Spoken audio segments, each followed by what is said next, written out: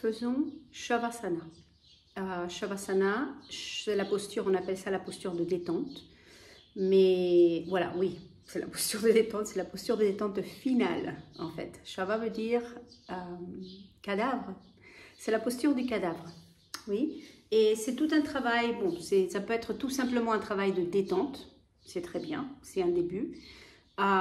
Mais c'est vraiment un travail, si on va plus loin et si on pratique le yoga, hein, comme pas seulement la posture, s'allonger, se détendre, mais si on est vraiment dans la philosophie du yoga, ça va devenir un travail où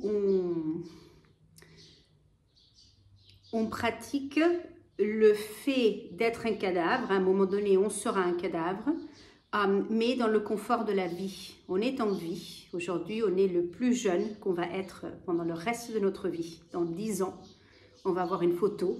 On va se voir dans une photo. On va se dire, waouh, il y a 10 ans, quand même, j'étais plus jeune. Hein? C'est pas quelque chose de bien, quelque chose de mal, c'est juste un fait. Aujourd'hui, on est le plus jeune qu'on sera le reste de notre vie.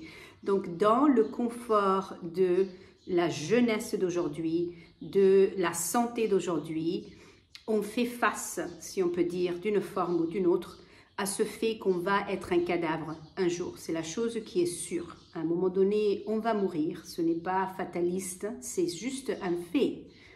Je ne suis pas en train de lier des émotions à ce que je dis. Simplement, je reste dans les faits pour l'instant. Ça peut être toute une conversation énorme. Ce n'est pas l'endroit pour ça. C'est juste, je vous explique que Shavasana, la posture de détente, veut dire la posture de cadavre. Et ça peut être aussi un travail personnel, cette posture de cadavre. Ou bien, tout simplement, ça peut être, je me détends et je profite. Et ça, c'est très bien. Voilà, mais voilà. Ok. Donc, vous allez vous allonger sur le tapis. C'est pas mal de doubler le tapis avec une couverture. C'est pas une nécessité, mais ça peut être utile si vous êtes osseux, hein, si vous avez des os qui sont fragiles, si votre tapis est très fin, s'il fait froid où vous êtes. Il y a certaines choses qui sont très importantes. Numéro 1, que vous soyez aligné et que les accessoires soient droits et alignés. Numéro 2, que vous soyez confortable. Le corps doit être confortable par rapport à le positionnement. Par exemple, si le bas du dos, si vous avez mal au bas du dos, peut-être vous faites avec un bolster sous les cuisses ou des coussins sous les cuisses ou une chaise sous les mollets. Hein? Que le corps soit confortable et il faut être suffisamment couvert s'il fait frais ou froid. Parce que si vous avez froid, la peau ne se détend pas et vous ne pouvez pas faire Shavasana quand vous avez froid. En fait, ce n'est pas un luxe de se couvrir, c'est une nécessité si vous avez froid. Donc, alignement, être suffisamment confortable et aussi la lumière. S'il y a beaucoup de soleil, par exemple, des fois, moi je ne fais pas ça, mais des fois, voilà, on peut pratiquer dans un parc sous le soleil. Hein. Il y a ces images de haut, on pratique de yoga à l'extérieur, dans la nature. Quand on s'allonge en Shavasana et qu'il y a un soleil bien fort, c'est dur de se détendre. Vous avez le soleil direct dans les yeux. Donc vous pouvez aussi utiliser une sangle ou un gant de toilette ou une petite serviette pour vous couvrir les yeux en Shavasana. Comme ça, la lumière ne dérange pas la détente.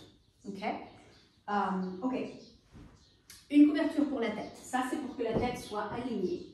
Voilà. Moi, je vais vous montrer juste comme ça. Et on va y aller pas à pas. La première chose, c'est que, bon, moi je vais faire sans la couverture de base parce que, numéro 1, il ne fait pas froid là à l'instant. Hein, le printemps est finalement là. Et numéro 2, j'ai pas envie d'utiliser la couverture. Voilà, tout simplement. J'ai la couverture pour la tête. Je m'assieds face, voilà, j'étire mes jambes pour mesurer. Et ceux qui suivent les vidéos de pratique personnelle, j'ai introduit Shavasana de façon officielle dans la 9e semaine de pratique. Les semaines avant, c'était juste, on a touché un peu, mais là, la 8e semaine et la 9e semaine et la 10e semaine, ça a vraiment, surtout la 10e semaine, j'ai vraiment pris le temps pour faire un Shavasana correct. Mais voici la vidéo pour Shavasana. Donc je mesure. Les talons ne sont pas jusqu'au bord. Les talons sont à l'intérieur du tapis. C'est important que les talons ne sortent pas du tapis parce qu'il y a une sensibilité au niveau de l'arrière des talons. Je mesure que mes jambes vont bien être sur le tapis. Et après, je veux voir que la couverture ne soit pas trop près. Que quand je m'allonge, ça ne va pas être le haut du dos ou les omoplates sur la couverture. Ça va être la tête et le cou. Donc là, j'observe quelle est la longueur de mon tronc. Et je vois, ok, la couverture n'est pas trop près. Ça, c'est mesurer la posture. Je me suis assurée que le tapis est droit et que la couverture qui sera pour ma tête est droite et pas tordue. Moi, je m'aligne avec le tapis, je m'aligne avec la ligne centrale, la ligne centrale du corps. J'ai tracé des lignes dans mon tapis. J'ai une ligne en longueur et une ligne en largeur. Donc, je suis sur cette ligne. Et une fois que j'ai mesuré, je plie mes genoux et je me pose sur les coudes, comme si j'étais à la plage. Et je dégage les fessiers, donc sans vous déplacer, parce que vous avez déjà mesuré. Et si vous vous déplacez, les talons peut-être vont sortir du tapis. Donc, dégagez les muscles fessiers loin du bas du dos, comme ça, vous voyez, sans vous déplacer. Et puis, vous vous allongez. Et normalement, c'est juste la tête et le cou sur la couverture qui est sous la tête. Pliez les pieds un peu plus, donc pliez les genoux un peu plus. Rapprochez vos pieds aux fessiers. Et rapprochez la couverture jusqu'au ras des épaules. Assurez-vous que la couverture est vraiment jusqu'au ras des épaules pour que toute la nuque et l'arrière de la tête inclus soient supportés. Maintenant, on étire les jambes tout droit. Avec les mains, servez-vous des mains pour lever la tête. Comme vous avez appris la première fois que vous avez fait Urdhva Prasalita Padasana, dans le meilleur cas, c'est la toute première vidéo que vous faites avec moi, si jamais vous n'avez jamais fait du yoga. Urdhva Prasalita Padasana. Je parle d'utiliser les mains pour lever la tête. Ne pas lever la tête sans vous servir des mains. Chaque fois que vous êtes allongé, toujours utilisez les mains pour lever la tête. Et observez, est-ce que vos pieds sont centrés avec le pubis, nombril, centre de la poitrine. Donc tout bien centré. Allongez les jambes, allongez les jambes. Et ayant allongé les jambes, vous séparez les pieds à peu près à la largeur du bassin, peut-être un peu plus, et puis vous les relâchez. Et en allongeant l'arrière des jambes et en les relâchant, observez, est-ce que les deux pieds sont à la même distance de la ligne centrale? Et si ce n'est pas le cas, ajustez. Et après, vous posez la tête. Maintenant, vous savez que vos jambes sont alignées. Rapprochez la couverture jusqu'au ras des épaules à nouveau. Et maintenant, on va dégager. J'ai oublié quelque chose, donc on reprend. Pliez les genoux et dégagez la peau des fessiers. Donc, genoux pliés, pieds plats par terre. Avec les mains, vous dégagez le bas du dos, la peau du bas du dos en direction des fessiers. Et repassez la peau des fessiers loin du bas du dos et vous arrivez jusqu'au coccyx. Quand vous arrivez au coccyx, posez-vous sur les mains. Donc, idéalement, les paumes des mains sont face au plafond, sont contre les fessiers. Et vous êtes arrivé au coccyx et vous posez le poids des fesses sur les mains. Ayant allongé la musculature du bas du dos et des fessiers en direction des pieds, maintenant, vous allez élargir la musculature autour du coccyx, loin de la ligne centrale. Avec le bout des doigts, élargissez la musculature autour du coccyx vers les côtés et puis vous posez les fesses. Ça vous permet d'avoir plus d'espace pour les organes du bassin. Ça crée de l'espace et il y a une détente intérieure importante. Maintenant, on reprend. On étire les jambes, on utilise les mains pour voir les pieds, on allonge l'arrière des jambes, on les sépare à la même distance de la ligne centrale et on les relâche. On observe que les pieds soient alignés et une fois qu'on est satisfait avec ça, on pose la tête à nouveau. Ok, on a allongé la partie inférieure de la colonne vertébrale, la musculature. Maintenant, on va s'occuper de la partie supérieure. Avec les mains, vous allez placez les mains à la base de la nuque et repassez la nuque avec vos deux mains. La main droite sous le côté droit, la main gauche sous le côté gauche. Et en repassant les côtés de la nuque de façon symétrique, vous arrivez jusqu'à l'arrière de la tête et pose. Posez la tête sur les mains. Respirez. Et avec les bouts des doigts, vous élargissez l'arrière du crâne, la plaque postérieure du crâne, le cuir chevelu. Donc vous ouvrez avec les bouts des doigts vers les côtés et vous posez la tête à nouveau. Et là, vous avez ajusté les deux extrémités de la colonne vertébrale de la même façon. Longueur, vous avez éloigné ces extrémités de la ligne centrale et vous avez élargi ces extrémités vers les côtés. Les yeux sont ouverts, s'il vous plaît. Maintenant, faisons les bras et les épaules. Placez les coudes près de la taille, les hauts de bras près du corps, c'est un peu serré. Les coudes pliés, paume face à votre figure. Pause, respirez. Fixez votre regard. Donc, vous ne regardez pas à droite et à gauche. Fixez le regard. Et avec le regard fixe, les yeux silencieux, observez comment peut-être la partie des omoplates, les omoplates que vous sentez contre le sol, c'est sûrement la partie inférieure des omoplates que vous sentez et pas la partie supérieure. Donc, en pressant les coudes et les hauts de bras contre le sol, glissez les omoplates un petit peu vers le bas et laissez que la partie supérieure des omoplates aille se poser par terre. Et sentez comment la poitrine est plus bombée, légère, ouverte. Mais attention, parce que des fois, quand on fait ça trop, on rétrécit la musculature du haut du dos. Le bas du dos devient, il y a comme un embouteillage de musculature et de peau toute prise. Assurez-vous que ce n'est pas le cas. Ne pas exagérer avec cet ajustement. Et puis après, ouvrez les coudes vers les côtés. Vous êtes toujours sur le tapis avec vos coudes. Et sentez la largeur des clavicules. Donc la partie supérieure des omoplates descend en direction du tapis, les clavicules sont larges. Maintenant, vous allez allonger le dos des bras et poser le dos des bras par terre. Et les bras sont longs. Ne pliez pas les coudes avec les doigts en direction de la tête. Des fois, je vois ça, les bras sont comme en W. Ne faites pas ça. Les bras droits, des épaules jusqu'au bout des doigts, les bras droits. Et en allongeant le dos des bras, roulez les hauts de bras vers l'extérieur et relâchez tout effort. Les coudes vont se plier de façon naturelle, un petit peu, mais ne pas exagérer le pli des coudes. Détendez les doigts, les yeux sont ouverts, le regard fixe, les yeux silencieux. Et relâchez tout effort au niveau des bras, des doigts, des mains. Et juste observez où se pose le dos des mains.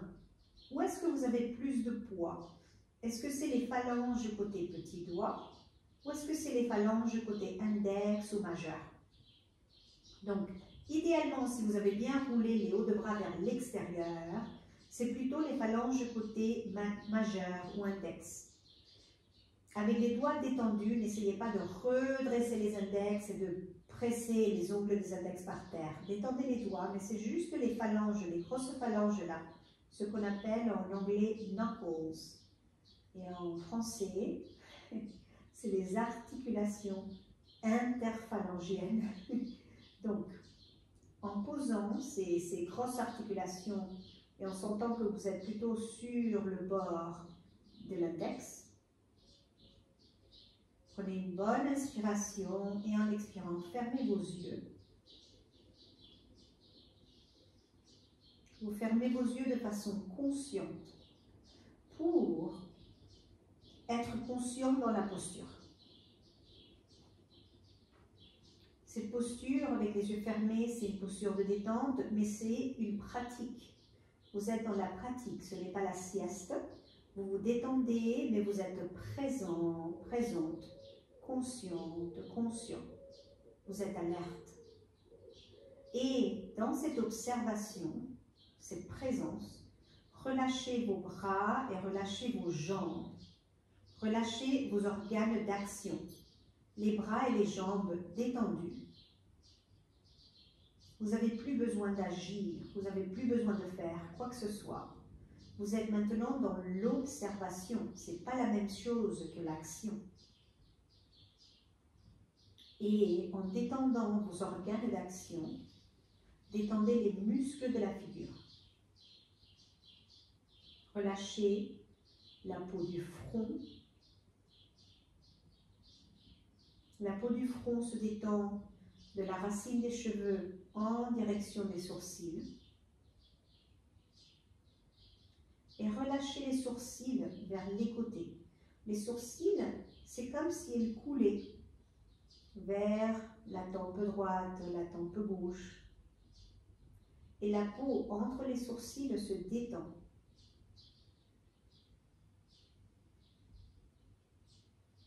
Les paupières doucement couvrent les yeux. Assurez-vous que vos paupières ne pressent pas contre les yeux. Et les globes oculaires sous les paupières détendus. Les yeux absolument immobiles, relâchés. Et c'est comme s'ils s'éloignaient de la surface. Ils se posent en direction de l'arrière vers le nerf optique.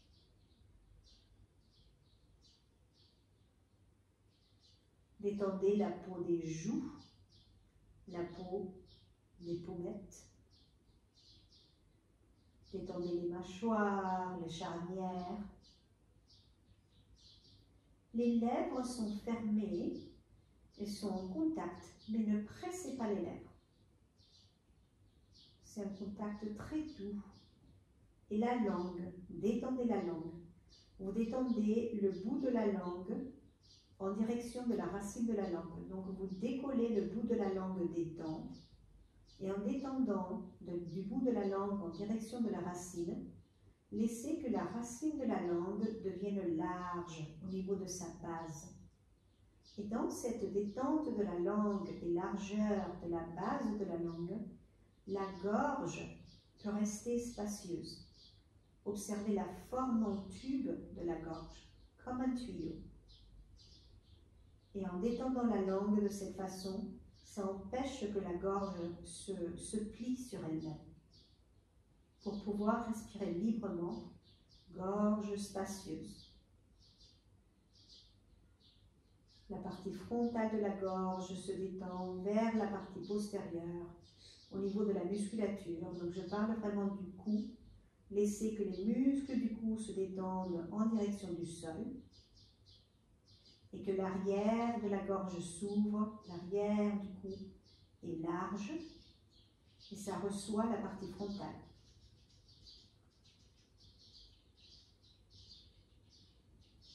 Observez l'abdomen. Laissez que l'abdomen se détende dans l'expire.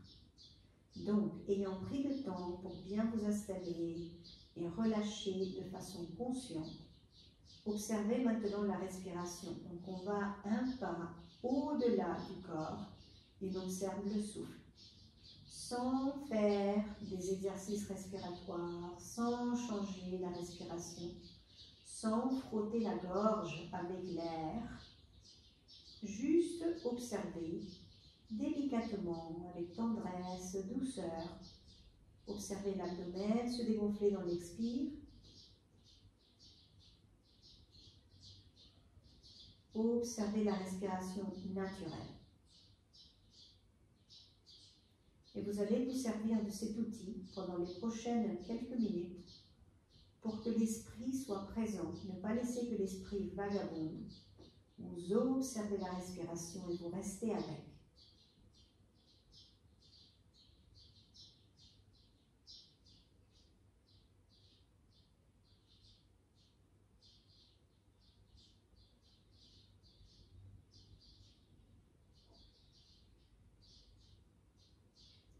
Prenez une bonne inspire et en expirant complètement jusqu'au bout, lâchez partout, partout, partout, sans retenue et revenez à une respiration naturelle.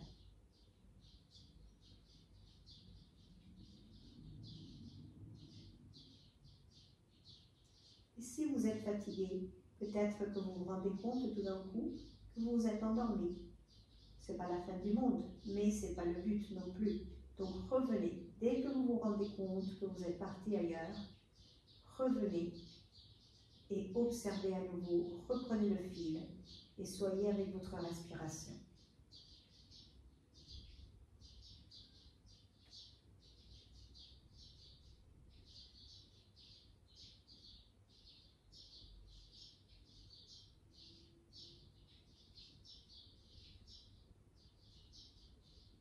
Et si l'esprit, par ailleurs, si vous vous rendez compte que vous êtes en train de penser à 1000 choses, dès que vous vous rendez compte, vous revenez sans jugement, sans discours, sans vous sentir mal.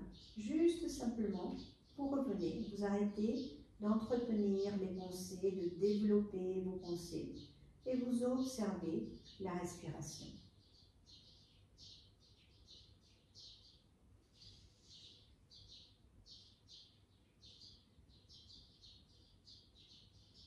Et en Shavasana, vous pouvez rester entre 10 et 15 minutes.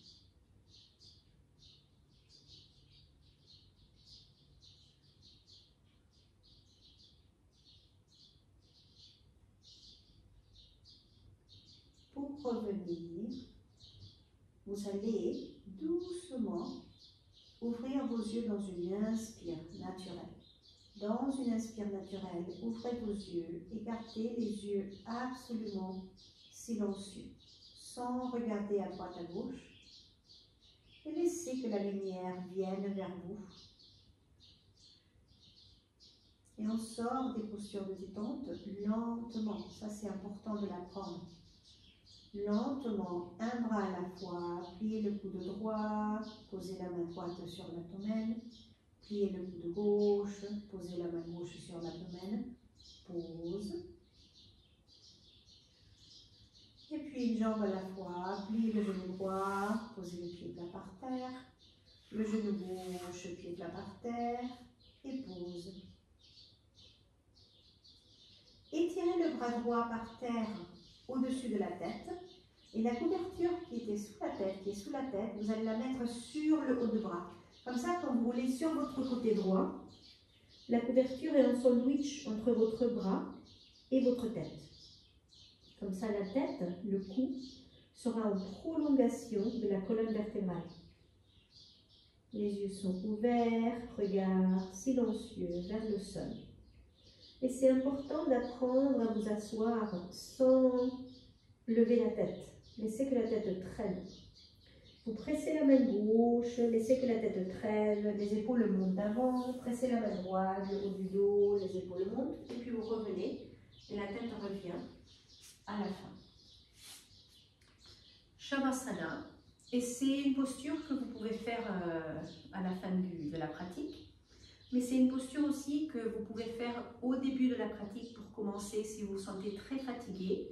Ça peut être très utile de faire cette posture au début.